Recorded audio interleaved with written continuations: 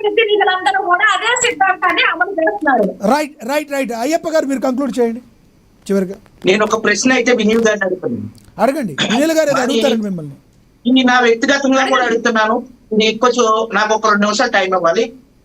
అడగండి. మాది నిడదవోలు నియోజకవర్గం మేడం, పెరవల మండలం. వినీల గారు మా నిడదవోలు నియోజకవర్గంలో నిడదవోలు నియోజకవర్గం మేడం, పెరవల మండలం మేడం. మా నియోజకవర్గంలో సిఐ తిలక్ అని చెప్పి ఒక సర్కిల్ ఇన్స్పెక్టర్ ఒక టీడీపీ కార్యకర్తని వైఎస్ఆర్సీపీ గెస్ట్ హౌస్ తో బంధించి 2 వారాల పాటు అతను కంట్లో పచ్చిమిరకాయలు పెట్టి చిత్రహింసలు పెడితే ఆ టీడీపీ కార్యకర్త దాదాపు 90 రోజుల పాటు నిరుపేద కుటుంబం, మీకు అన్ని డీటెయిల్స్ కూడా పంపిస్తాను, అటువంటి నిరుపేద కుటుంబానికి న్యాయం చేయవలసిన అధికారులందరూ కూడా ఎస్పీ గాని డిఐజీ గాని పట్టించుకోకపోతే ఈ రోజుకి కూడా న్యాయం కోసం ఆ కుటుంబం పోరాడుతున్నారు. మరి ఆ టీడీపీ కార్యకర్తలు మీరు న్యాయం చేస్తారా మేడం?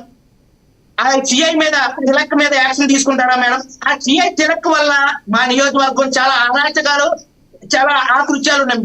లైవ్ వీడియోలతో సహా టీడీపీ కార్యకర్తలు, జనసేన కార్యకర్తలు టార్గెట్ చేయడం అనేది అతను ప్రధాన వృత్తి.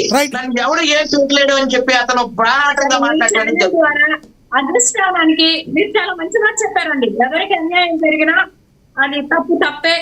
మీరు అన్నారు టీడీపీ కార్యకర్త ఒక బీసీ సామాజిక వర్గానికి చెందినటువంటి వ్యక్తి మేడం. సరే, అతనికి 2 చేతులు ఇచ్చేశారు మేడం, 2 చేతులు ఇచ్చేశారు. అది ఈ ఛానల్ ద్వారా అధిష్టానానికి వెళ్ళాలని కోరుకుంటాను. ఆ కార్యకర్తనే కదా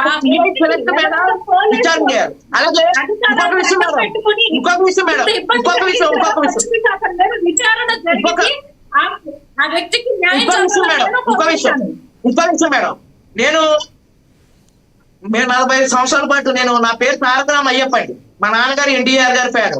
40 సంవత్సరాల పాటు మా నాన్నగారు కానీ మా కుటుంబం కానీ టీడీపీలో ఉంది. మా గ్రామంలో ఒక కాంగ్రెస్ నుంచి టీడీపీకి వచ్చినటువంటి ఒక తెలుగుదేశంలో ఉన్నటువంటి ఒక నాయకుడు కోఆపరేటివ్ సొసైటీలో కోట్లాది రూపాయలు అవినీతి చేశాడు. అతని అవినీతిని నేను ప్రశ్నించి లోన్లతో సహా నిరూపిస్తే మా ఇంటి మీద గత మార్చి 30వ తారీఖుని 2 సార్లు అతను దాడులు చేస్తే అటెంప్ట్ టు మర్డర్ కేసు పెట్టి ఇంతవరకు అరెస్ట్ చేయలేదు. ఆ టీడీపీ నాయకుడి వల్ల ఈ రోజున చాలా మంది కార్యకర్తలు దూరం అయిపోతారు. అతను చేసినటువంటి అవినీతి అరాచకాలు గత ప్రభుత్వాల్లో ఉండి చేశాడు. వైఎస్ఆర్సీపీ గవర్నమెంట్ లో జరిగిన అంత ముందు కాంగ్రెస్ లో ఉండి చేశాడు. ఆ వ్యక్తిని మీరు పార్టీ నుంచి సస్పెండ్ చేస్తారా చేయలేరా?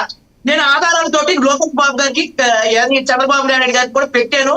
కలెక్టర్ మేడం గారు కూడా ఆధారాలతో నిరూపించారు. మరి ఇటువంటి దాడుల్ని చేయటం వల్ల పార్టీకి చెడ్డ పేరు వస్తుంది మేడం. వినీల్ గారు మీరు ఇది అధిష్టానం దృష్టికి తీసుకెళ్ళాలి. ఎస్ అయ్యప్ప గారు ఆగండి, మీరు అడిగారు కాబట్టి కంక్లూడ్ చేస్తారు. చెప్పండి వినీల్ గారు. ఖచ్చితంగా ఎమ్మెల్యేలు అంటే ఎలాంటి సందర్భంలో రాష్ట్రం ఎలాంటి పతన అవస్థలో ఉన్నప్పుడు ప్రజలు మనల్ని నమ్మారు, మనల్ని నమ్మి మనకు ఒక అధికారాన్ని ఇచ్చారు అనేది మరిచిపోయి కొంతమంది ఎట్లుంటే అటు ఇటు చేత జంపింగ్ చేసుకుని వచ్చిన వాళ్ళు ఉన్నారు. అధికారాన్ని అడ్డం పెట్టుకుని అవినీతికి పాల్పడే వాళ్ళు ఉన్నారు. అవినీతి దాహం ఎక్కువైన వాళ్ళు ఉంటారు ప్రజాస్వామ్యంలో. ఖచ్చితంగా మీరు అంటే కూటమి ప్రభుత్వంలో పార్టీ తరఫున కూడా గ్రీవెన్స్ లాంటివి కండక్ట్ చేస్తున్నారండి. ఇప్పుడు ఈ ఛానల్ ద్వారా ఈ సమస్య అధిష్టానం దృష్టికి వెళ్ళాలని కోరుకున్నాను. హోంమంత్రి గారి దృష్టికి కూడా వెళ్ళాలని చెప్పి ఆవిడ కూడా ఈ ఘటన మీద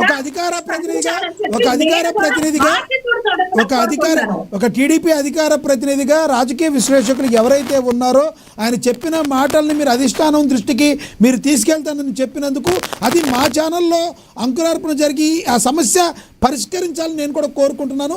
ధన్యవాదాలు వినీల్ గారు మీరు ఆ మాట చెప్పినందుకు. ముందు సౌమ్య గారు కంక్లూడ్ చేయండి, ఏమైనా చెప్తారా చివరిగా?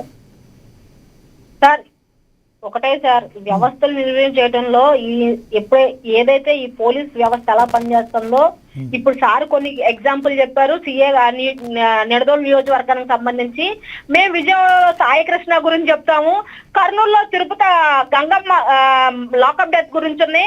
ప్రతి చోట పోలీస్ వ్యవస్థ ఎలా పనిచేస్తుంది అన్నది రాష్ట్ర ప్రజలు గమనిస్తున్నారు కూడా. ఖచ్చితంగా దీనికి కోకటవేలుతో సహా ప్రక్షాళన జరిగిద్ది. 29 తర్వాత ఖచ్చితంగా రానున్న ఎలక్షన్స్ లో ప్రజా తీర్పు చాలా స్ట్రాంగ్ గా ఉంటుంది. మిమ్మల్ని 29 తర్వాత మీరు గెలుద్దామని అనుకున్నా కానీ జగన్మోహన్ రెడ్డి గారు జనాల్లోకి ఎప్పుడు వెళ్తున్నారు, అసెంబ్లీలోకి ఎప్పుడు వెళ్తున్నారు, చివరిగా చెప్పండి. జగన్మోహన్ రెడ్డి గారు జనాల్లోకి ఎప్పుడు వస్తారు? జగన్మోహన్ రెడ్డి గారు అసెంబ్లీకి వెళ్ళకపోయినా ఆయన గొంతు ఎలా ఉంటదనేది ఈ రాష్ట్ర ప్రజలు అబ్జర్వ్ చేస్తున్నారు సార్, వారు గమనిస్తున్నారు. ఆయన ఎక్కడ కూర్చున్నా ఆయన అడిగే ప్రశ్నలకు ఏ రోజైనా డాక్యుమెంట్ ప్రకారం ఆన్ రికార్డ్ మాట్లాడండి, అంతేగాని ఆయన వ్యక్తిగతంగా విమర్శించడం కాదు. అసెంబ్లీ అయినా సరే, తాడేపల్లి అయినా సరే, ఏదైతే ఆయన ఎవిడెన్స్ చూపించి పీపీటీ వేసి మాట్లాడుతున్నారో దాని గురించి సమాధానాలు ఇప్పటి వరకు రావు. డాక్యుమెంట్ ప్రకారం ఎవిడెన్స్ ప్రూఫ్ తో ఏది మాట్లాడరు.